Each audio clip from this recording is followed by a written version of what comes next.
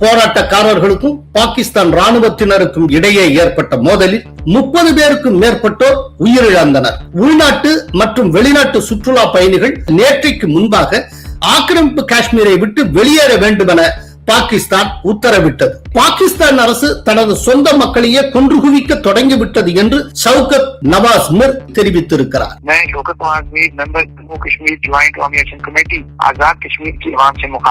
பாகிஸ்தான் ஆக்கிரமிப்பிலிருந்து விடுதலை வேண்டும் என்று கோஷமிடும் உள்ளூர் மக்களின் வீடியோக்கள் வைரல் ஆகின.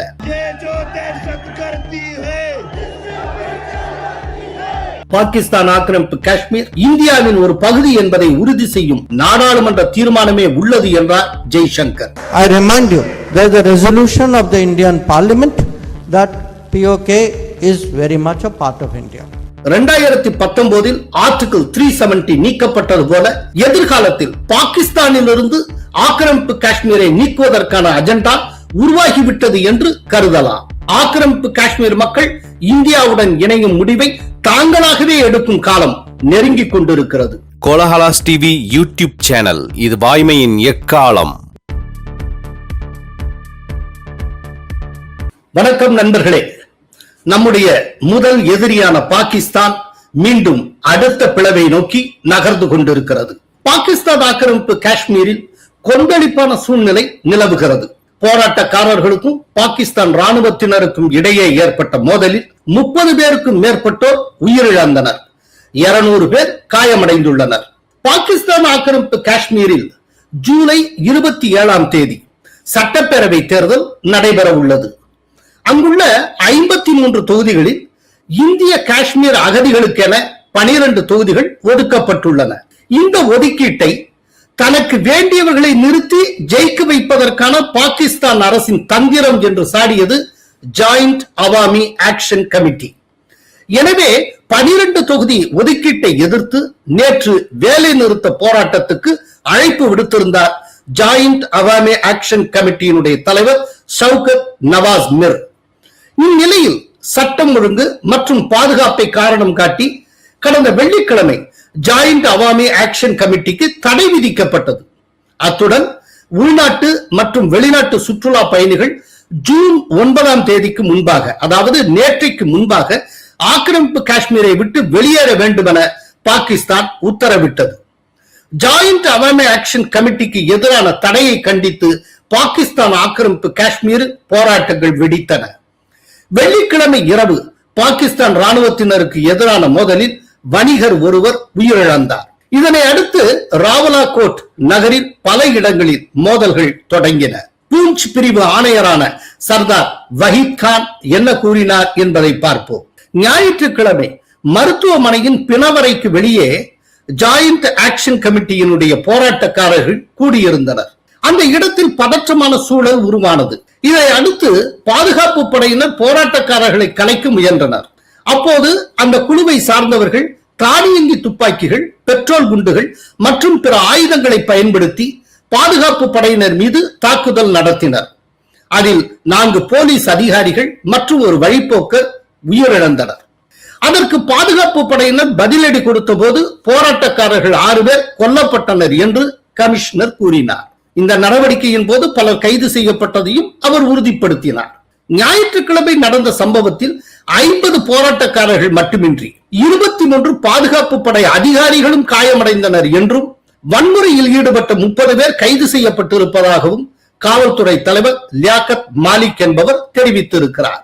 मेरी सिपा हम 4 जनाजे उठाने के बावजूद ये छाती तान के खड़े हैं और ये सीना तान के खड़े हैं. ये चंद एक ऐसे लोग हैं जो अपने जाती एजेंडे पे और किसी और के एजेंडे के ऊपर आजाद कश्मीर के अमन को खराब करना चाहते हैं. இருப்பினும் உள்ளூர் மக்களும் ஜாயிண்ட் அவாமி ஆக்ஷன் கமிட்டியினுடைய ஆதரவாளர்களும் பாகிஸ்தான் அரசின் அதிகாரப்பூர்வ தகவலை மறுத்துள்ளனர். பொதுமக்களின் உயிரிழப்பு அதிகம், மிக மிக அதிகம் என்று அவர்கள் தெரிவித்துள்ளனர். இதனிடையே பாகிஸ்தான் அரசு தனது சொந்த மக்களையே கொன்று குவிக்க தொடங்கிவிட்டது என்று ஷவுகத் நவாஸ் மிர் தன்னுடைய வீடியோவில் தெரிவித்திருக்கிறார்.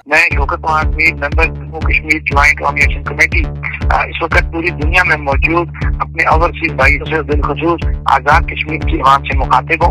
हम आलमी मीडिया, इंसानी हकूक की तंजीमों और अक़वामी आलम से पुरज़ोर अपील करते हैं कि इस सूरत हाल पर फौरी नोटिस लें। பாகிஸ்தான் ஆக்கிரமிப்பு காஷ்மீரில் நடந்து வரும் அசம்பாவிதங்களை கண்டித்திருக்கும் இந்தியா தவறான செயல்களுக்கும் அத்துமீறல்களுக்கும் பாகிஸ்தானை பொறுப்பேற்க செய்ய வேண்டும் என்று சர்வதேச சமூகத்தை கேட்டுக் கொண்டிருக்கிறது. செவ்வாய்க்கிழமை நடைபெற்ற பத்திரிகையாளர் சந்திப்பில் வெளியுறவுத்துறை அமைச்சகத்தின் செய்தி தொடர்பாளர் ரந்தீர் ஜெய்ஸ்வால் என்ன கூறினார் என்பதை பார்ப்போம். பாகிஸ்தான் ஆக்கிரமிப்பு காஷ்மீரில் மிருகத்தனமாக போலீஸ் நடந்து கொண்டிருக்கிறது. பல பேர் கொல்லப்பட்டிருக்கின்றனர், ஏராளமானவர்கள் காயமடைந்துள்ளனர்.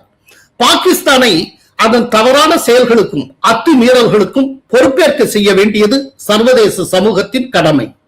அதே நேரம் பாகிஸ்தான் அரசுக்கு சார்பாக வெளியாகும் போலி செய்திகள் மற்றும் வீடியோக்களின் போக்கை நாம் தொடர்ந்து பார்க்க முடிகிறது. அது பாகிஸ்தான் தனது சொந்த தோல்விகளை மூடி மறைக்கவும் அதன் மனித உரிமை மீறல்களிலிருந்து கவனத்தை திசை திருப்பவும் செய்யும் ஒரு அவநம்பிக்கையான முயற்சியாகும் என்று கூறியிருக்கிறார் Randhir Jaiswal. This is regarding the protest in Pakistan occupied Kashmir, as also other related issues. We continue to see in this context a pattern of fake news and videos emanating from Pakistan. It is a desperate attempt by Pakistan to cover up its own failings and deflect attention away from its human rights abuses. There are reports of police brutality, which you would have seen. There are several reports in Pakistan occupied Kashmir in which several people have been killed. There are several more who have been injured. We hope the international community will hold Pakistan accountable for its misdeeds and its abuses. இதற்கு முன் கடந்த ஆண்டு, அதாவது 2025 September 29ஆம் தேதியும் பாகிஸ்தான் அரசுக்கு எதிரான மிகப்பெரிய போராட்டம் பாகிஸ்தான் ஆக்கிரமிப்பு காஷ்மீரில் வெடித்தது. அப்போது ஆயிரக்கணக்கான மக்கள் வீதிகளில் இறங்கி ஷட்டர் டவுன், அதாவது கடைகளை மூடும் போராட்டம் மற்றும் வீல் ஜாம், அதாவது போக்குவரத்தை நிறுத்தும் போராட்டங்களை நடத்தினர். இதனால் மொத்த மாவட்டமும் முடங்கியது. பேரணிகளில் பாகிஸ்தான் அரசுக்கு எதிராக புனித உரிமைகளை தர வேண்டும் என்கிற முழக்கங்கள் எழுப்பப்பட்டன.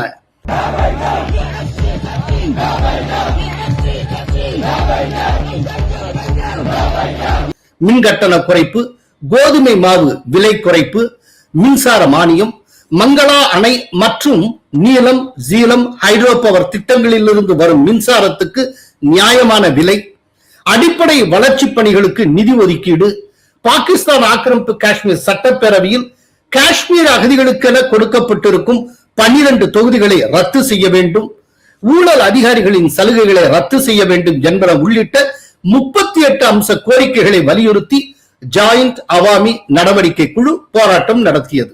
இந்த கோரிக்கைகள் தொடர்பாக பாகிஸ்தான் ஆக்கிரமிப்பு காஷ்மீர் அரசுக்கும் ஜாயிண்ட் அவாமி ஆக்ஷன் கமிட்டிக்கும் இடையே 13 மணி நேர பேச்சுவார்த்தை நடந்து அப்போது தோல்வியில் முடிந்தது. அதைத் தொடர்ந்து பாகிஸ்தான் ஆக்கிரமிப்பு காஷ்மீரின் முக்கிய பகுதிகளுக்கு பாகிஸ்தானில் உள்ள பஞ்சாப் மாகாணத்திலிருந்து ஆயிரக்கணக்கான துணை ராணுவ படை வீரர்கள் அனுப்பி வைக்கப்பட்டனர். ஏராளமான ஆயுதமேந்திய வீரர்களின் வாகனங்கள் அனுப்பப்பட்டு அவர்களின் கொடி அணிவகுப்புகளும் நடைபெற்றன. அங்குள்ள முக்கிய பகுதிகளுக்குள் நுழையும் மற்றும் வெளியேறும் இடங்களை காவல்துறையினர் சீல் வைத்தனர்.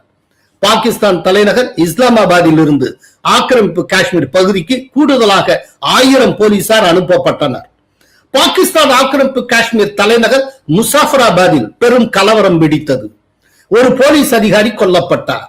காவல்துறையினர் நடத்திய துப்பாக்கிச் சூட்டில் 7 பேர் உயிரிழந்தனர், 90 பேர் காயமடைந்தனர். ISI ஆதரவுடன் அரசு ஆதரவு குண்டாக்கள் சுட்டதாகவும் கூறப்பட்டது. அதற்கான வீடியோக்கள் வெளியாகின.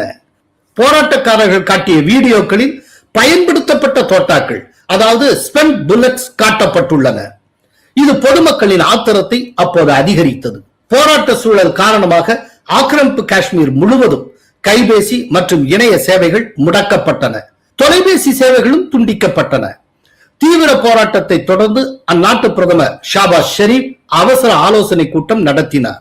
பாகிஸ்தான் ஆக்கிரமிப்பு காஷ்மீர் பகுதிக்கு 23 பில்லியன் பாகிஸ்தான் ரூபாயை ஒதுக்கீடு செய்வதாக அப்போது அறிவித்தார். அப்போது ஜாயிண்ட் அவாமி ஆக்ஷன் குழு தலைவர் சவுகத் நவாஸ் மிர் தனது அறைகூவலில் என்ன தெரிவித்திருந்தார் என்பதை பார்ப்போம். பாகிஸ்தான் ஆக்கிரமிப்பு காஷ்மீர் மக்கள் புறக்கணிக்கப்பட்டுள்ளனர். இந்த புறக்கணிப்புக்கும் அரசின் ஊழலுக்கும் பதிலடியாக முழு கடையடைப்பு போராட்டம் நடக்கும். 70 ஆண்டுகளுக்கு மேலாக மறுக்கப்பட்ட அடிப்படை உரிமைகளுக்கான போராட்டம் இப்போது நடத்தப்படுகிறது என்றார் மிர். खास तौर पे सिटी मुजफ्फराबाद के लोगों से, अपने नौजवानों से कि अल्हम्दुलिल्लाह हमने प्लान ए के मुताबिक प्रॉपरली उस पर अमल दरामद करते हुए आज का दिन गुजारा, क्योंकि हम एक गरीब की बात कर रहे हैं और जब तक हम गरीब की बात करते रहेंगे, अपनी रियासत की बात करते रहेंगे, कोई भी दुश्मन हमें जेरे बार नहीं कर सकता. 2024 மே மாதமும் இதே போன்ற மிகப்பெரிய போராட்டம் ஆக்கிரமிப்பு காஷ்மீரில் நடைபெற்றது. நீர்மின் உற்பத்திக்கு என்ன செலவாகிறதோ அந்த அளவுக்கு மட்டுமே மின்கட்டணம் இருக்க வேண்டும். மின்கட்டணத்துக்கு தனியாக வரி விதிக்கும் கொடுமையை நாங்கள் ஏற்க மாட்டோம் என்று அந்த பகுதி மக்கள் அப்போது பெரும் போராட்டத்தில் ஈடுபட்டனர். அப்போது பாகிஸ்தான் ஆக்கிரமிப்பிலிருந்து விடுதலை வேண்டும் என்று கோஷமிடும் உள்ளூர் மக்களின் வீடியோக்கள் வைரல் ஆகின.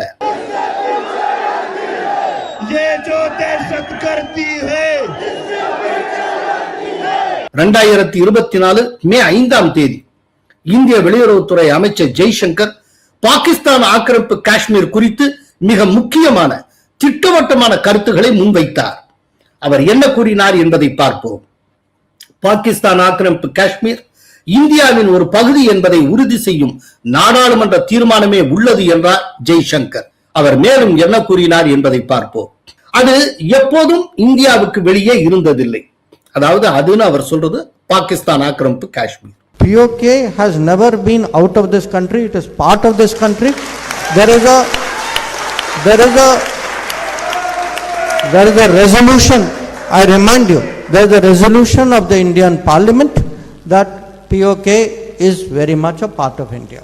அப்படி இருக்கையில் எப்படி இன்னொரு நாடு தன் கட்டுப்பாட்டில் அந்த பகுதியை கொண்டு வந்தது?